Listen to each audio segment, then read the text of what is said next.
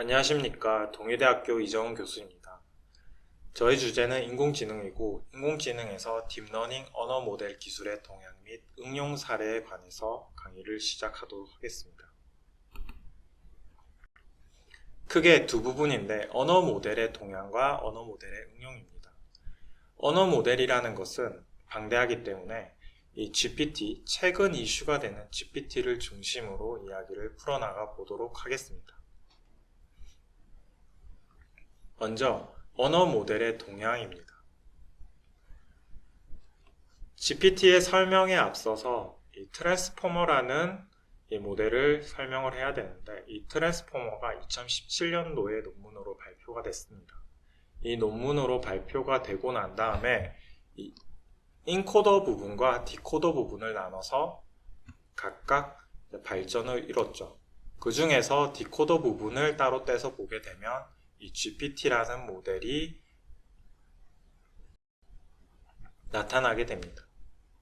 왼쪽에 이 인코더 같은 경우 이 인풋으로 어떤 문맥을 넣었을 때 그 문맥의 단어를 마스킹해서 그 마스킹된 부분을 복원하는 방식으로 학습을 하고, 여기 디코더 같은 경우는 어떤 한 단어를 주고 다음 단어를 예측하고, 그 다음에 다음 단어를 예측했으면 앞에 있는 이 두 단어를 주고 다음 단어를 예측하는 방식으로 이 문맥을 완성해 나가면서 학습을 하는 방식을 취했습니다. 각각 이제 발전이 이루어졌고, 이것들을 세부적으로 나누게 되면 이 왼쪽, 이 트랜스포머의 왼쪽 부분이 오토 인코딩이라고 하고, 이 오른쪽 부분이 오토 리그레시브라고 합니다. 오토 인코딩과 오토 리그레시브로 나뉜 이유는 각각의 계열의 파생 언어 모델이 상당히 많이 나왔기 때문입니다. 그리고 오토 인코딩과 오토 리그레시브가 같이 다시 트랜스포머 형태처럼 병합돼서 이제 개발이 됐죠. 오토 인코딩 부분 같은 경우는 여기 시퀀스가 있다고 했을 때 이 시퀀스는 문맥, 그 다음에 문장이라고 생각하시면 됩니다. 이 문장에 마스킹을 해서 이 마스킹된 부분을 예측하는 것. 예측한다는 것은 라이클리후드를 구하는 건데, 이 마스킹된 단어에 여러 가지 단어들이 나올 수가 있습니다. 그 중에서 이 문맥과 공기했을 때 확률이 높은 이 라이클리후드를 구해서 최적의 단어를 예측하면서 학습을 하는 겁니다. 그리고 오토 리그레시브 같은 경우는 여기 예에서는 이 시퀀스를 이렇게 입력하면서 이제 프리딕션 하는 건데, 단어 3개 다음에 X4를 이렇게 프리딕션 하는 방식으로 학습을 하게 됩니다. 이 다음에 나올 단어 같은 경우도 이 오토 인코딩처럼 라이클리후드를 이렇게 예측을 해서 최적의 단어들, 단어 사전 중에 최적의 단어를 예측하는 것입니다. 이 앞에서 봤던 트랜스포머나 이 트랜스포머의 파생 형태를 간략하게 보였던 오토 인코딩이나 오토 리그레시브 같은 경우 이 프리트레인드 랭귀지 모델이라고 해서 이 PTM이라고 하게 됩니다. 이거를 맵으로 이렇게 나타낸 것인데, 언어 모델 같은 경우는 너무 방대하기 때문에 대표적으로 여러분들이 딥러닝이라는 것을 공부했을 때, 언어 모델 기준으로 딥러닝이라는 공부를 하셨을 때 주로 보게 되는 대표적 언어 모델들을 간추려서 들고 와봤습니다. 이 초기에는 이 프리트레인 모델의 시퀀스 투 시퀀스나 콘텍스트 벡터 이런 모델이 있었고, 이런 모델이 이제 발전하면서 엘모라는 모델이 만들어졌습니다. 이 엘모 같은 경우도 이 시퀀스 투 시퀀스처럼 이 LSTM이라는 모델을 기반으로 만들어진 거거든요. 이 트랜스포머랑은 별개로 이제 혼용돼서 같이 개발이 됐지만 실제 이제 다른 모델이죠. 그래서 이제 트랜스포머가 등장을 했고, 버트나 이 GPT로 파생된 모형이 만들어지고, 초기에는 버트가 많은 연구가 이제 이루어졌습니다. 왜 그러냐면 GPT에 비해서 버트가 더 좋은 성능을 많이 보였거든요. 그래서 XLM이나 그다음 MES나 엑셀렛이나 그다음에 엘린이나 다양한 버트들이 파생이 됐고, 그다음에 GPT 같은 경우도 GPT-2나 글로벌 같은 것들이 만들어지게 되었습니다. 그 이후에 다양한 것들이 더 만들어졌죠. GPT도 3.5, 최근에는 4까지도 나오고, 그다음에 또 바드도 나오고 다양하게 나왔습니다. 이런 것들이 이제 지금 현재 나온 프리트레인 모델들의 대표적인 맵입니다. 이 프리트레인 모델 같은 경우도 아키텍처와 태스크 타입에 따라서 이렇게 또 나눌 수가 있는데, 먼저 아키텍처 같은 경우는 제일 처음 봤던 트랜스포머의 인코더와 디코더로 나눠서 볼 수가 있습니다. 이것도 더 정말 많은 모델들이 개발됐지만 대표적으로 인코더 쪽에는 버트나 엑셀렛, 로보타 같은 것들이 있습니다. 그리고 이 디코더 부분 같은 경우는 우리가 주로 다룰 GPT-1이랑 2랑 3, 그 다음에 3.5, 4까지 이렇게 다 포함이 되겠죠. 그리고 프리트레인 모델을 태스크 타입으로 이렇게 나눌 수가 있는데, 언슈퍼바이즈 러닝과 셀프 슈퍼바이즈 러닝을 하게 됩니다. 슈퍼바이즈 러닝을 하지 않는 이유 같은 경우는 말뭉치를 이 프리트레인 모델에 학습을 시킬 때 우리 어떤 부분을 학습을 시키게 되냐면 말뭉치 안에 들어있는 사람의 지식을 이해를 시키는 겁니다. 방대한 지식들을. 그렇기 때문에 정답지 같은 것들이 없고 스스로 자가학습이 되게 되는 슈퍼바이즈 러닝을 하게 되게 됩니다. 그 중에 셀프 슈퍼바이즈 러닝은 중간중간마다 조금의 뭔가 클로드를 더 줘서 학습 성능을 올리기 위해서 이렇게 셀프 슈퍼바이즈 러닝도 하게 되는 것이죠. 이 태스크 타입에 따라서 LM과 그 다음에 마스크드 랭귀지 모델의 한 종류인 MLM, 그 다음에 퍼뮤테이션 모델 이런 것들 CTL이 있습니다. 이 랭귀지 모델 쪽에는 GPT-1, 2, 3 이런 것들이 있고, 그 다음에 마스크드 랭귀지 모델 같은 경우는 마스킹을 해서 이제 예측하는 버트나 로보타, 그 다음에 유명하진 않지만 S2S MLM이 있고, 이 챗GPT가 만들어지기 전에 한국에서 큰 인기를 끌었던 T5가 있습니다. 이거는 이제 학계에서 주로 이제 연구를 많이 했죠. 그리고 퍼뮤테이션 모델인 엑셀렛이 있습니다. 옆에 이렇게 약자들이 다 있죠. 그 외에 이제 엘렉트라나 알버트 같은 것들이 데스크 타입에 따라서 이제 연구가 많이 됐습니다. 본론으로 들어가서 이 GPT-1에 대해서 이제 보겠습니다. 우리 GPT-3까지만 다루게 될 건데 GPT-3.5부터는 공식적인 뭔가 이제 정보가 많이 없습니다. 다들 추정치죠. 그렇기 때문에 이제 GPT-3까지만 간단하게 좀 다루고 우리가 뒤에 계속 보도록 하겠습니다. GPT-1이 초기에 나타났을 때는 아까 앞에서 봤던 태스크 타입에 따른 랭귀지 모델 형태로 이제 학습이 되고, 이 앞에 이 하나의 단어가 있으면 그 다음 단어를 예측하고, 그 다음 단어를 예측하고 첫 번째 단어를 같이 해서 그 다음 단어를 예측하는 방식입니다. 기억하시죠, 여러분? 이거 오토 리그레시브 방식이죠. 그래서 X3까지 1부터 3까지 정보로 4를 예측하고 1부터 4 정보로 5를 예측하는 방식으로 우리가 문장을 하나씩 만들어 나갑니다. 이 GPT, 이게 챗GPT랑 마치 비슷하게 이렇게 완성해 나가죠. 챗GPT도 한 단어 한 단어를 예측하면서 이렇게 문장을 완성해 나가는 겁니다. 이런 식으로 이제 오픈 AI에서 GPT를 초기에 연구를 했습니다. 이 GPT 같은 경우는 아키텍처로 트랜스포머 디코더 아까 설명했던 그대로를 사용하고 오토 리그레시브 계열의 모델입니다. 코퍼스로는 부코퍼스를 사용했고 파라미터가 117 밀리언을 사용하게 됐습니다. 학습할 때 이제 셀의 개수입니다. 그 다음에 이제 파인 튜닝이 가능하다고 되어 있는데, 이 프리트레인 모델 같은 경우는 사람이 작성한 텍스트, 이 말뭉치에 있는 지식들을 학습을 하게 됩니다. 근데 이 프리트레인 모델이 점점 이제 발전해 나가면서 일반인들이 그 다음에 소규모의 연구진들이 학습을 시키기가 매우 어렵거든요. 그렇기 때문에 이 프리트레인 모델을 기반으로 해서 지식을 전이받아서 내 태스크에 맞게 소규모 데이터로도 이 파인 튜닝이라는 것을 통해서 학습을 하는 방식이 있습니다. 그래서 여기에서는 이제 이 방식이 가능하다라는 거 초기에는 이 GPT-1이 실제 이제 사용해 보시면 성능이 그렇게 좋지는 않아요. 그렇지만 이 파인 튜닝을 해서 이제 9개에 대해서 이제 소타를 이뤘다. 스테이트 오브 아트로 해서 성능이 많이 좋았다라고 이렇게 말은 하고 있습니다.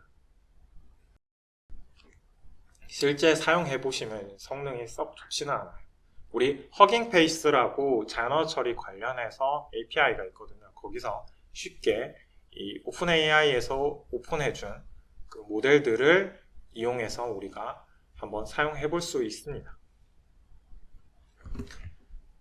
다음으로 GPT-1의 이 PTM, 프리트레인 모델을 이용해서 이제 파인튜닝이라는 걸 할 수 있는데 크게 네 가지가 있습니다. 내 주제가 뭐 어떤 주제인가에 따라서 요게 맞는 것들을 선택해서 하면 되고 분류도 가능하고 그 다음에 추론도 가능하고 네, 유사도 분석도 가능하고 다양한 이 선택도 가능합니다. 멀티 초이스도 가능한 이런 것들 파인튜닝에 내 도메인에 맞게 내 주제에 맞게 이렇게 파인튜닝을 할 수 있다는 거 알고 계시면 됩니다. GPT-2 같은 경우 GPT-1 이후에 이제 만들어졌겠죠. 사실상 GPT-1의 구조를 그대로 들고 갔습니다. 실제 이제 큰 구조 변화는 없었고 GPT-1에 비해서 아까 말했던 이 디코더층이 12개라고 했을 때 여기에서는 그 레이어를 48개까지 이렇게 늘렸거든요.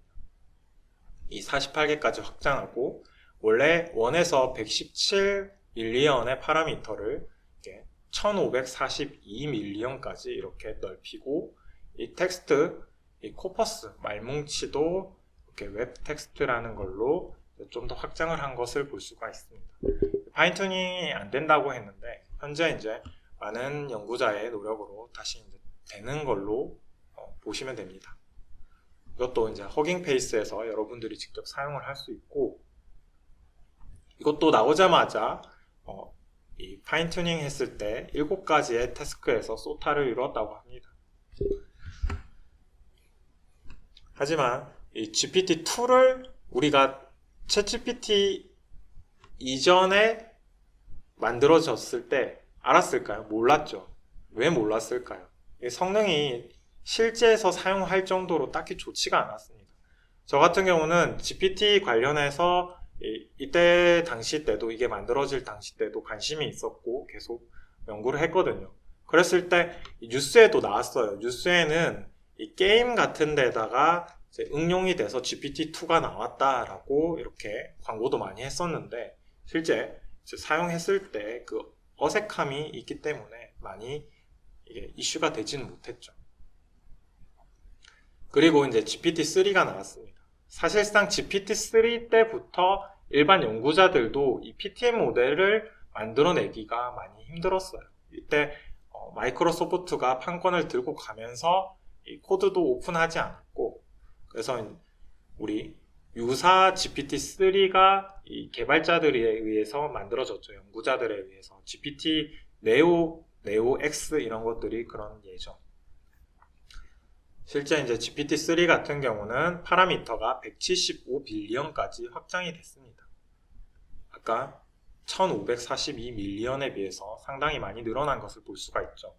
그리고 커먼 크롤이라는 이 말뭉치를 사용하게 되는데 이게 테라 단위의 말뭉치입니다. 이거 상당히 크거든요. 이런 것들을 또 사용했고 파인튜닝을 또 할 수 없다고 했지만 실제 이제 파인튜닝이 되게 또 변경을 해놨죠. GPT 네오나 네오 X 같은 경우는 파인튜닝이 됩니다.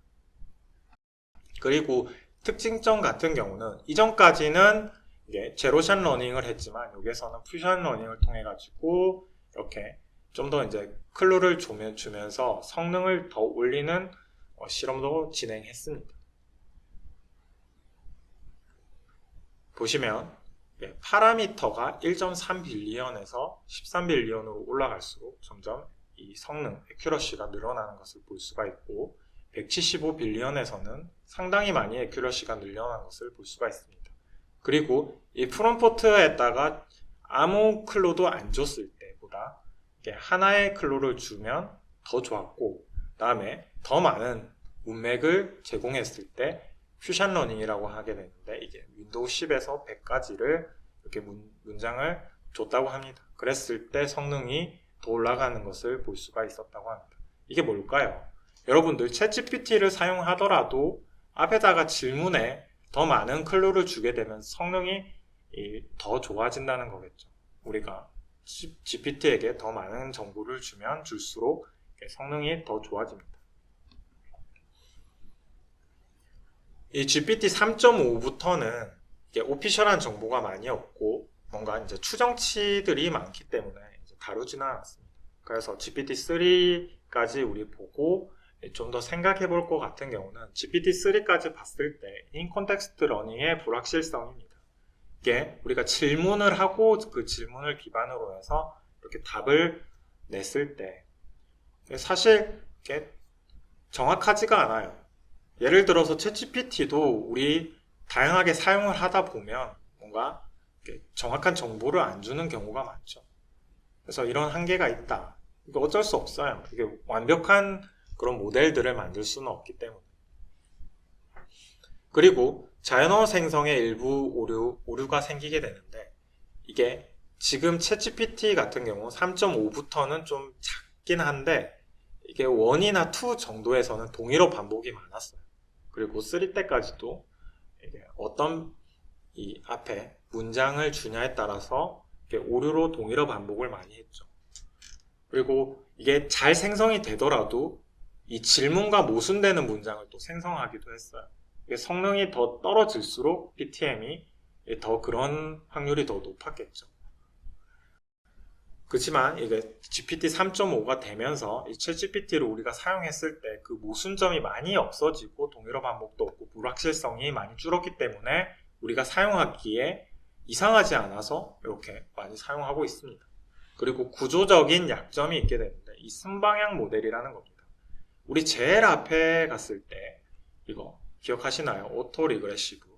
이 앞에 있는 단어를 가지고 다음 단어를 예측하고 그 앞에 있는 단어를 가지고 다음 단어를 예측하게 되는데 이 뒤에 단어를 보지를 않는 겁니다. 문맥 X1에서 T까지 있을 때 이게 이 뒤에 있는 이 단어들, T까지 있는 단어들을 우리가 참조하지 않고 이 앞에 있는 단어만 보고 예측을 하는 거죠. 이랬을 때 양방향의 문맥을 보지 않기 때문에 이 순방향, 한 방향만 본다는 것은 뭔가 정보적으로 약점이 된다라는 것을 여기에서 한계로 보고 있습니다. GPT-3에서 그렇게 이제 논문에서 적혔고, 그리고 우리 좀 더 생각해 볼 부분 같은 경우는 3까지 보면서 언어 모델 이거 같은 경우는 상식을 얼마나 잘 학습하고 이것들을 결론적으로 잘 추론하냐에 대한 문제입니다. 그리고 프리트레인 인 같은 경우는 이게 학습해서 끝나는 게 아니고 새로운 지식이 더 업데이트 되면서 더 넣을 수 있을지 추가 학습 같은 경우죠. 우리가 원스타트라고 하는데 그런 것도 중요하고, 그리고 이 최근 이 LLM이라고 해서 거대 언어 모델이 만들어졌습니다. 많이 나타나죠. 사실 GPT-3도 거대 언어 모델입니다. 그래서 이제 언어 모델이 확장되면서 이 부분에 대해서도 우리가 고려를 많이 해야 된다는 거. 이 거대 언어 모델 같은 경우는 어떻게 발전했을까요? 이게 연수가 이렇게 늘어나면서 이렇게 컴퓨터 기술도 많이 발전하고 하드웨어도 많이 발전하고 소프트웨어도 많이 발전하고 딥러닝 기술조차도 많이 발전했겠죠.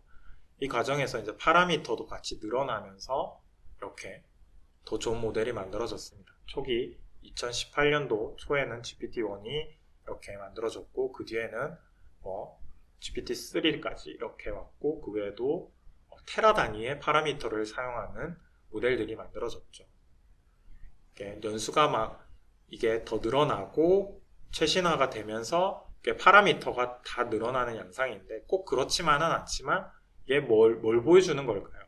대체적으로 이 파라미터를 늘려서 성능을 올리는 게 가장 쉬우면서 트렌드가 돼버린 거죠. 모델을 아무리 잘 만드는 것도 중요하지만 잘 만들어도 데이터에서 이제 밀리면 파라미터나 이런 것들을 더 크게 학습할 수 있다는 것은 좋은 컴퓨터를 들고 있다는 거거든요. 이런 것들이 전부 다 이제 밑바탕이 돼야 된다는 겁니다. 이 언어 모델을 또 히스토리로 보게 되는데, 초기에 아까 이제 맵에서 봤던 시퀀스가 있고, 뭐 트랜스포머나 엘모들, 이런 것들이 전부 다 이제 혼재했습니다. 사실 이제 뭐가 좋냐 이런 것들을 따지지 않았고 각각이 이제 잘 발전을 했어요. 이게 그렇게 이제 연구를 하다 보니까 이 트랜스포머 기반의 GPT-1이나 그 다음에 버트가 상당히 좋은 성능을 보였어요. 이 엘모나 시퀀스에 비해서.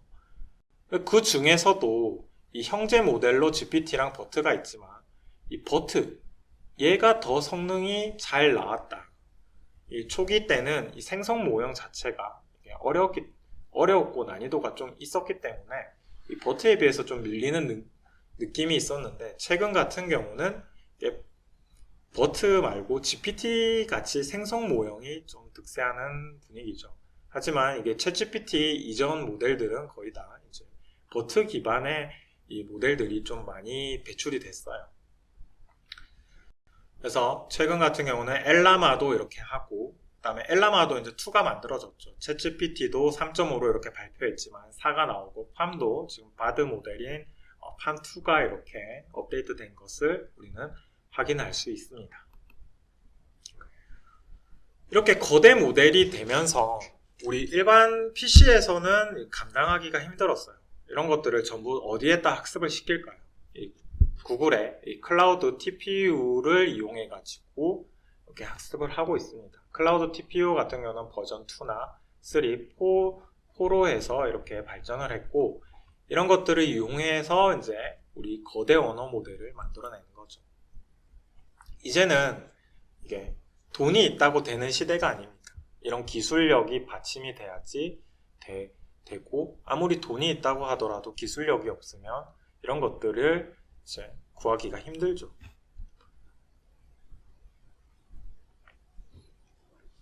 앞에서 이 TPU라는 걸 이야기를 했었는데, 이 TPU를 이야기하면서 사실 체감이 됩니까? 체감이 잘 안 됩니다.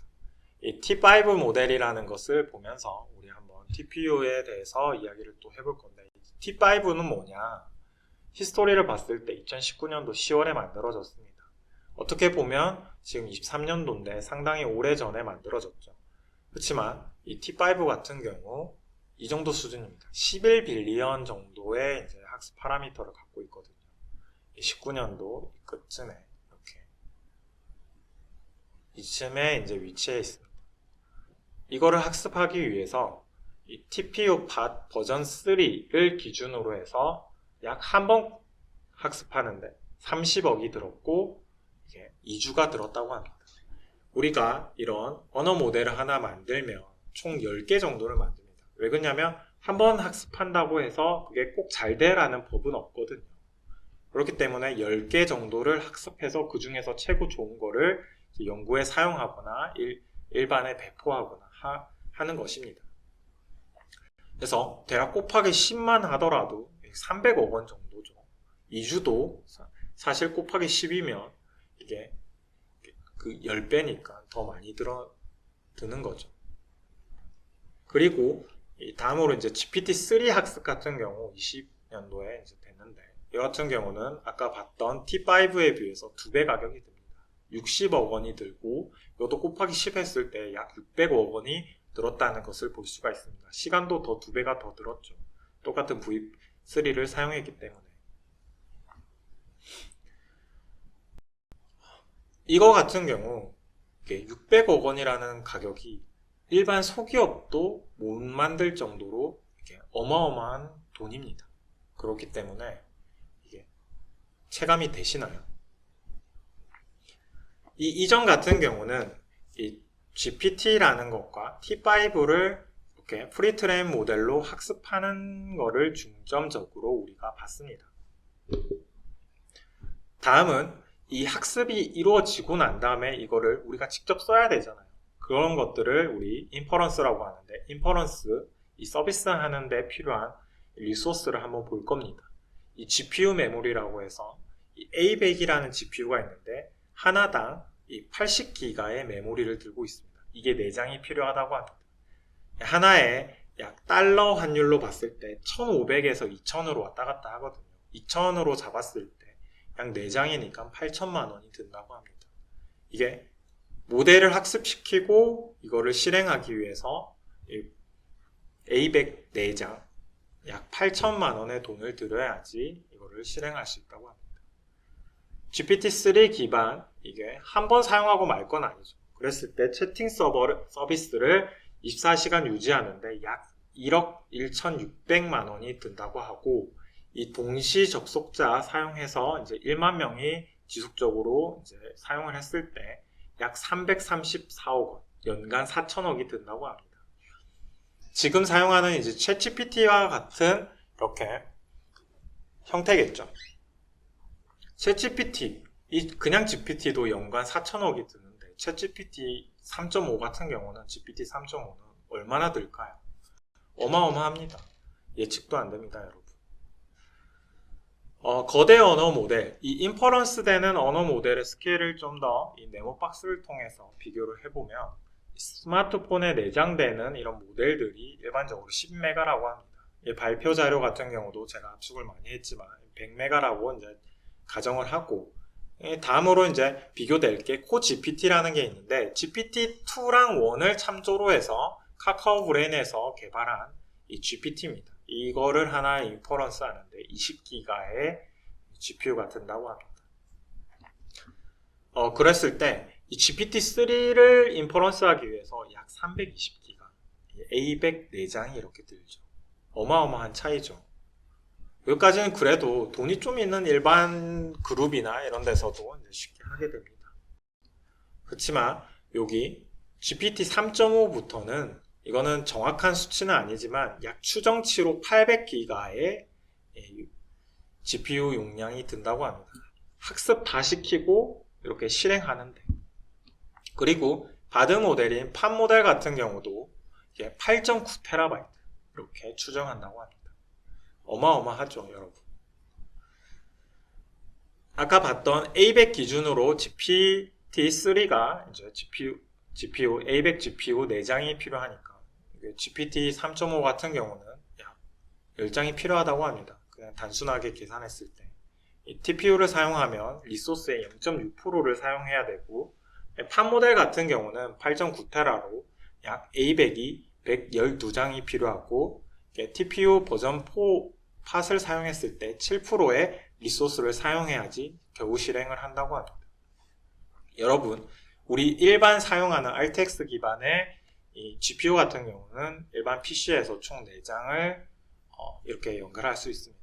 그 외에 5장 이상 같은 경우는 이게 이제 소켓도 우리가 일반적으로 살 수 없기 때문에 그거를 구성해주는 커스텀을 또 따로 해야 되고 그런 것들을 또 학습이나 추론할 수 있게 해주는 소프트웨어도 우리가 제작을 해야 됩니다. 지원해주면 좋죠. 일반적으로. 그렇지만 이런 것들도 전부 다 기술력이 돼야 된다는 거.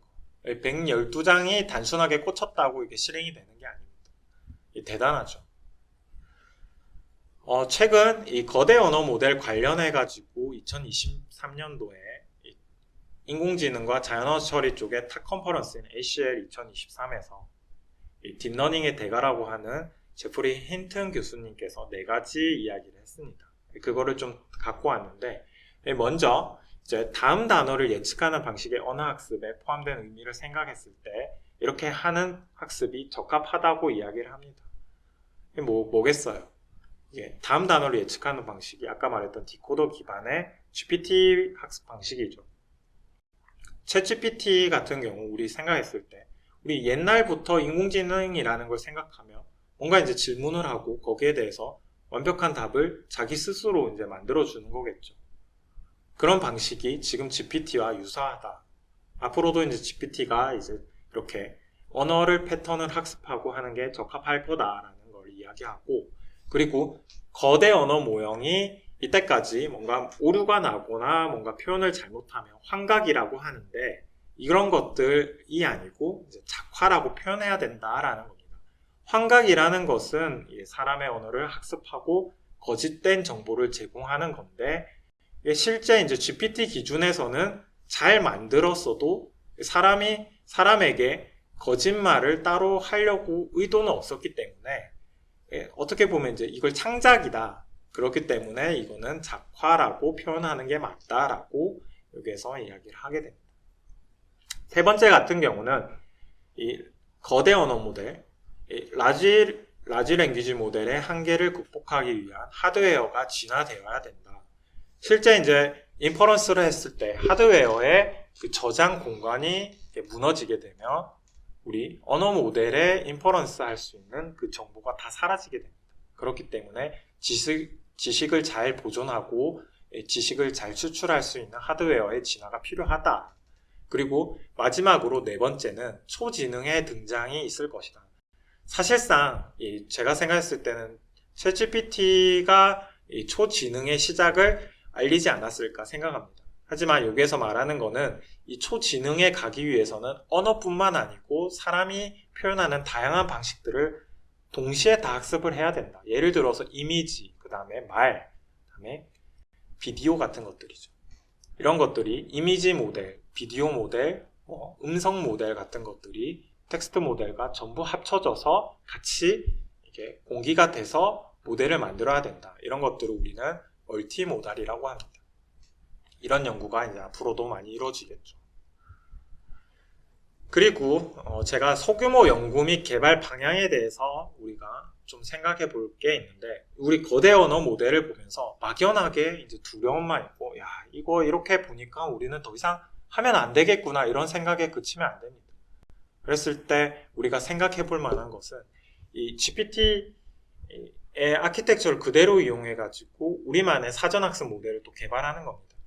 이게 GPT 3.5나 4 정도는 아니지만 카카오나 SK, KT, 네이버 같은 대기업들이 지금 GPT 2보다는 좀 좋고 3보다는 좀 안 좋은 수준으로 해서 오픈한 연구들이 많습니다. 그리고 내부적으로는 더 좋은 것들을 지금 만들고 있기도 하겠죠. 이런 연구도 또 하고 있고, 그리고 두 번째 같은 경우는 이 오픈 AI에서 이제 제공하는 사전 학습 모델들을 우리가 전이학습을 이용해서 미리 이제 학습된 것들, 큰 그룹에서 학습해 있는 것들을 우리가 받아와서 전이학습을 이용해서 미세 조정을 하는 거, 이런 것들 활용하는 방법이 있고, 이 세 번째 같은 경우는 앞에 있었던 그 두 가지 연구랑은 좀 살짝 다르긴 한데, 이제 사용자 입장에서 서비스를 그대로 사용하는 겁니다. 우리 지금 챗GPT를 그대로 이제 입력 프롬프트에다가 넣고 답을 얻죠. 네, 그 과정에서 최근에 좀 이슈가 되고 있는 게 이 프롬프트에다가 넣어서 잘 러닝을 해서 이 결과를 추출하는 것. 이것도 하나의 연구 분야로 지금 뜨고 있습니다. 이런 것들도 우리가 개발을 하거나 연구했을 때 좀 고민을 해서 잘 컨셉을 잡고 연구나 개발을 하면 좋을 거라고 생각합니다.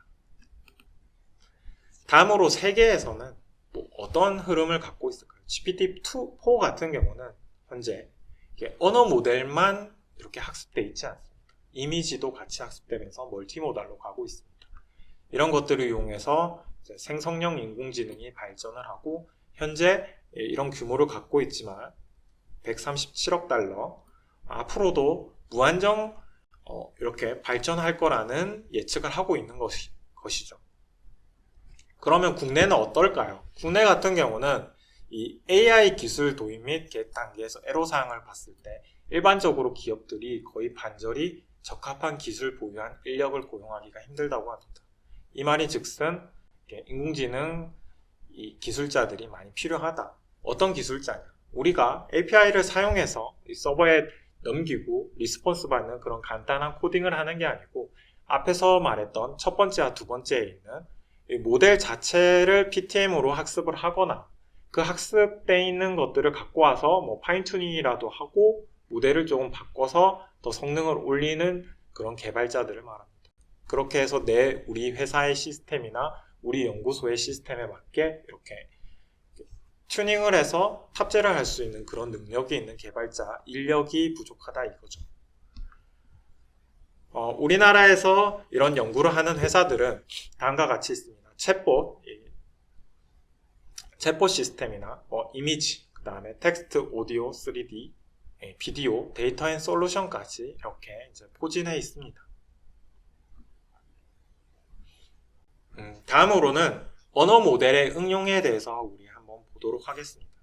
이것도 이제 GPT 중심으로 이야기를 해보도록 하겠습니다. 응용을 말하기 전에 이게 우리가 응용을 한다는 것은 뭐 어떻게 좀 유용하게 실질적으로 이제 사용을 하는 거죠. 세 가지를 좀 고민을 해보는 것도 전 좋다고 생각해서 갖고 온 게 먼저 이제 인력 대체 부분입니다. 인력 대체 같은 경우 예를 들어서 우리 뭔가 이제 제가 시인인데 시인을 대체하는 GPT가 하나 만들어지고 그게 정말 효용성이 있어요. 그렇다고 제가 시인이라는 입장에서 그거를 버릴 수가 있을까요? 못 버리거든요. 그렇기 때문에 같은 직종의 인공지능이 많이 발전하더라도 그것들을 잘 극복할 수 있는 본인만의 생각을 많이 하셔야 된다는 겁니다. 예를 들어서 자동차를 만드는 로봇팔을 우리가 인공지능으로 잘 만들었어요. 그렇지만 이 로봇팔로 만들었을 때 디테일이 떨어지는 부분이 있을 거예요. 그러면 그 부분을 내가 잘 할 수 있는 기술들을 더 발전시키거나 해서 같이 공생한다던가 이런 부분으로 나가야 되는 거겠죠. 우리 조금 이따 볼 예제 같은 경우도 코딩도 그래요. 코딩도 이게 컴퓨터가 다 짜주지는 못할 거예요. 그렇기 때문에 우리가 일부 컴퓨터에게 맡겨놓고 우리가 도움을 받을 수도 있는 거겠죠. 그리고 두 번째 같은 경우 사무적인 부분에서 이제 보조를 받는 것입니다. 어떻게 사람을 대신해서 모든 사무일을 GPT가 할 수 있으면 좋겠죠. 하지만 현재 같은 경우는 이 사람이 하기 힘든 부분도 GPT도 힘들어요. 그렇기 때문에 사람이 메인으로 하면서 보조적인 역할을 받는 게 우리 일할 때도 이제 효율적이겠죠. 최근 저희 대학 본부에서도 어떤 교수님 같은 경우 이 본부 자체가 사람이 없기 때문에 보고서 같은 것들을 작성할 때 데이터들을 다 모아서 GPT에게 알려주고 그 부분에 대해서 보고서에 초안을 작성하게 해서 전체적인 다듬는 작업을 본인이 하는 것을 제가 봤습니다. 그런 부분 같은 경우는 엄청 똑똑하게 사용하시고 계시다고 저는 생각을 합니다. 그리고 세 번째 같은 경우는 이 언어 모델 같은 경우 자연어의 이해 능력을 학습시킨 거거든요. 그런 거기 때문에 이 언어 세계를 그대로 이용한 연구도 할 수 있다라는 거. 이 스탠포드랑 구글에서 제너레이티브 에이전트라는 이 연구를 또 했습니다. 이런 것들을 우리가 한번 보게 될 것입니다. 먼저 이제 자동 코딩에 대해서 이야기를 하게 될 건데, 자동 코딩 왼쪽 같은 경우는 이 스크래핑, 그 다음에 이제 크롤링에 대한 이야기인데, 이 크롤링 할 웹페이지를 이용해서 우리 나중에 크롤하는 것을 GPT에게 부탁하는 것을 한번 보게 될 겁니다. 그리고 오른쪽 같은 경우는 이 조직 구조가 있는데 좀 생각해 볼 필요가 있어요. 뭐냐면 내가 개인적인 이런 개발자라고 했을 때, 1인 개발자라고 했을 때 혼자서 다 하기 힘들잖아요. 이 GPT가 그 뒷받침을 잘 해준다는 전제 하에서 그 부분을 GPT에게 맡겨서 개발을 좀 더 빠르게 하는 거죠. 그리고 이렇게 기업 같은 입장에서는 매니저가 이렇게 프로젝트를 잘 나눴더라도 밑에 개발자들이 이렇게 나눠 가졌을 때 사람마다 뭔가 이제 퍼포먼스가 떨어지는 경우가 있어요. 개인적인 사유에 따라서. 그럴 경우 이렇게 반복적이고 GPT가 해줄 수 있는 그런 일들 같은 경우는 사람 말고 GPT를 사용하는 게 좀 더 이제 빠르고 효율적일 거라고 생각합니다. 한번 이제 예를 보시죠. 이거 같은 경우는 챗GPT 프롬프트에다가 명령을 내려서 우리 웹 크롤링을 하는 예제인데, 이렇게 코드 자동 완성 기능을 우리가 한번 봅시다. 먼저 이 네이버에서 이 블랙핑크라는 뉴스를 검색하고 거기에 맞는 링크를 우리가 하나 가지고 옵니다. 그리고 챗GPT에게 내릴 프롬프트의 명령, 그 다음에 그런 것들을 만들게 되는데, 이게 뭐겠어요? 우리가 사람에게 일을 시킬 때 이렇게 좀 해달라, 그런 것들을 대화형으로 이렇게 만들어내겠죠. 여기서 보시면 이 주소를 주면서 크롤링해서 제목만 가져오는 파이썬 코드를 짜줘라고 이제 하고,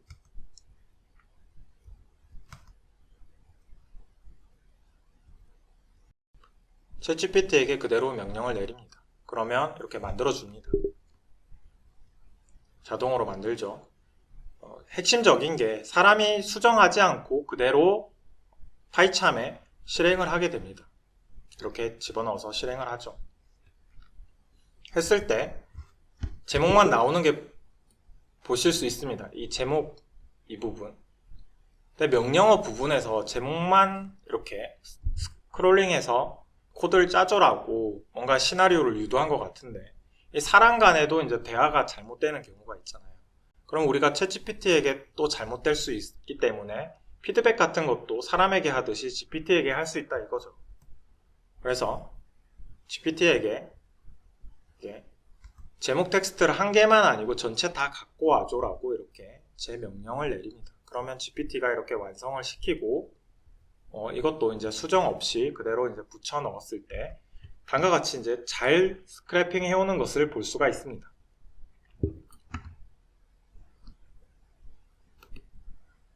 이게 뭘까요? 제가 앞에서 말씀드렸던 것처럼 이런 자동 완성 기능을 잘 사용했을 때 많은 효율을 얻을 수가 있습니다. 이 GPT 같은 경우는 일정 이상 이하의 수준에서는 거의 수정 없이 다룰 정도로 코드를 완성을 해주거든요. 이런 스크래핑이나 크롤링 작업을 했을 때 도움을 받을 수 있습니다. 다음으로는 우리 보면 PPT 자동 제작 툴이 있는데 자동 제작 같은 경우는 언제 필요할까요? 우리가 직접 다 한 땀 한 땀 하기 힘들 때나 뭔가 슬럼프가 있을 때 글이 잘 안 적어질 때 도움 좀 받을 수 있겠죠. 여기 감마라는 사이트가 있습니다. 감마라는 사이트가 있고 제가 여기에다가 미리 이제 작업을 해 놓은 게 있는데 이게 Create AI라는 걸 누르고 Generated 이렇게 누르고 난 다음에 프레젠테이션을 선택을 했을 때 주제를 적게 됩니다. 그러면 대한민국 여행 같은 것들을 주제로 하고 이 부분에 대해서 이제 목차를 얘네들이 잘 만들어줘요. 여기에서 제가 좀 바꿀 수도 있거든요. 이런 것들 바꾸면 거기에 맞게 이제 또 PPT를 만들어주게 됩니다. 여기 프로그레스 바가 진행이 되고 이 부분이 이제 다 됐을 때 완성이 되게 됩니다. 그 과정에서 이렇게 템플릿도 구해지고 템플릿을 아무거나 해놓고 이제 기다리고 있으면 다음과 같이 완성이 돼요. 그러면 이런 초안들을 작성해 주거든요.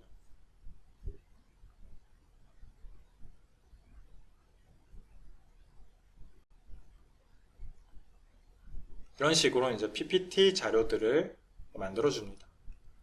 저 같은 경우는 많은 정보를 주지 않았어요. 그렇기 때문에 좀 더 이제 챗GPT에 맞게 자유롭게 만들어졌겠죠. 하지만 우리가 이 목차나 이런 것들을 잘 컨트롤 해주고 그런 클루드를 잘 주게 되면 우리가 원하는 방향으로 만들어 주게 될 것입니다. 그럴 경우 우리가 숙제를 했을 때 이 자동 완성을 하고 조금만 다듬어도 완성이 될 수 있다는 거겠죠. 그런 거. 이렇게 결론까지 내려주는 것을 볼 수가 있습니다. 제가 여기 예선을 달 탐사 계획이라고 적어놨는데 이 계획 같은 경우도 이게 똑같은 주제를 넣었더라도 똑같이 생성이 되지 않아요. 이 챗GPT 같은 경우는 패러프레이징을 해주기 때문에 이 같은 경우 우리가 입력할 때마다 달라져요. 그래서 다음과 같이 이렇게 또 만들어지고 달 탐사 계획도 실제 이제 우리는 지식이 없지만 여기 챗GPT가 들고 있는 지식 기반으로 해서 만들어주기도 합니다. 다음으로는 이 크롬 웹스토어라는 게 있는데 크롬에서만 이제 작동을 하는 위젯을 깔거든요. 설치를 하게 되면 이 챗GPT 기반으로 해서 좋은 기능들을 제공받을 수 있습니다. 챗GPT for 구글이라는 이 어플을 이렇게 깔게 되면 여기 오른쪽에 이 검색창 오른쪽에 챗GPT가 뜨게 돼요. 예를 들어서 내가 대통령에 대해서 이제 물게 되면 이 결과도 구글에서 나오지만 이 옆에 챗GPT가 답을 하게 됩니다. 근데 요게 예제를 보시면 한계가 있죠. 2021년 5월 이전에 데이터만 학습이 된 겁니다. 왜 그러냐면 이 모델 같은 경우 학습할 때 돈이 많이 든다고 했죠. 그렇기 때문에 최신화가 잘 안 되는 거죠. 그래서 이런 것들도 이제 고민을 하셔야 된다. 그렇지만 이 어플에 웹챗 GPT라는 것을 깔게 되고 그다음에 웹 액세스를 하게 되면 이 챗 GPT 프롬프트 안에서 최신 정보들도 같이 받을 수가 있어요. 그래서 여기에서 물어보게 되면 제20대 대통령은 윤석열 대통령입니다 라고 최신의 정보도 답을 받을 수 있다. 이 웹챗 GPT를 이용해서. 그리고 AI PRM이라고 이 어플도 있게 되는데 이거 같은 경우는 우리 주제를 잘 정해주는 그 주제에 맞게 특화된 프롬프트를 제공해 주게 됩니다. 아까 같은 경우 코드를 자동 완성을 해줬지만 여기 이 프롬프트를 이용해서 파이썬 프로 관련된 프롬프트를 하게 되면 좀 더 고퀄리티의 파이썬 코드를 우리가 제공받을 수 있고 풀스택 같은 경우 HTML, CSS, 자바스크립트처럼 웹 언어 같은 경우도 제공받을 수 있다. 제가 이 주제 같은 경우는 토픽을 지금 프로그래밍 관련해 가지고 이렇게 설정을 해놨기 때문인데 이제 경제 보고서나 CRM 같은 경우도 있더라고요. 그런 것들도 다방면으로 사용할 수 있다는 거 여러분들 한번 보시기 바랍니다. 끝으로 이 제너레이티브 에이전트라는 이 논문이 있게 되는데 스탠포드랑 구글에서 챗GPT를 프롬프트 환경에서만 사용해서 한번 생태계를 만들어 놓고 심지처럼 실험을 한 게 있습니다. 요게 핵심은 자연어 형태로 이 기억을 가진 아바타들을 만들고 그 아바타들을 기반으로 한 기억들을 챗GPT의 프롬프트에다가 그냥 넣고 다음 액션을 받았어요. 그리고 난 다음에 보니까 아바타끼리 대화도 하고 썸도 타고 파티도 한다 이거였죠. 여기 링크 보시면 다음과 같이 웹에서 사용할 수 있습니다. 그래서 플레이를 누르게 되면 실제 시간과 똑같이 동작을 해요. 그러면 여기 조금 이따 이제 서버가 동작하면서 창이 하나 뜨거든요. 이거를 관찰할 수 있습니다. 총 25명의 사람이 여기에 세팅이 되고 이 사람들의 상태를 볼 수가 있습니다.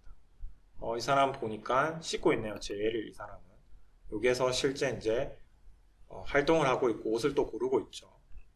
이거 같은 경우도 이 액션을 취하기 위해서 챗GPT에게 이 과거에 내가 뭘 했고 지금 뭘 할까라는 질문을 해서 이제 액션을 업데이트 받아서 행동을 하는 겁니다. 이 자고 있는 사람 같은 경우는 자기 집에서 자고 있죠. 이 각 캐릭터들 같은 경우도 전부 다 기본 세팅으로 히스토리가 정해져 있어요. 이렇게 동네 약사님인 존, 그 다음에 와이프, 아들, 그 다음에 친한 이웃, 어색한 이웃, 친구는 누구고 이런 것들이 기본적인 정보가 다 세팅되어 있습니다. 이걸 기반으로 해서 챗GPT에게 질문을 하고 다음 액션을 받는 것이죠. 여기 보시는 여기 말 같은 경우도 실제 전체적으로 세팅이 다 돼 있어요. 기본적인 시설들이 서플라이 스토어나 컬리지, 하우스나 파크, 바나 카페 다 있죠. 기본적인 것들이 있고 여기에서 생활하는 것을 관찰을 하는 겁니다. 관찰을 하니까 이게 자다가 일어나서 씻기도 하고 아까 이제 옷도 입었죠. 여기에 요리도 해먹고 그 다음에 뜰에 가가지고 뜰멍도 하고 도서관 가서 사람들끼리 대화도 하고 이런 것들을 했다 이겁니다.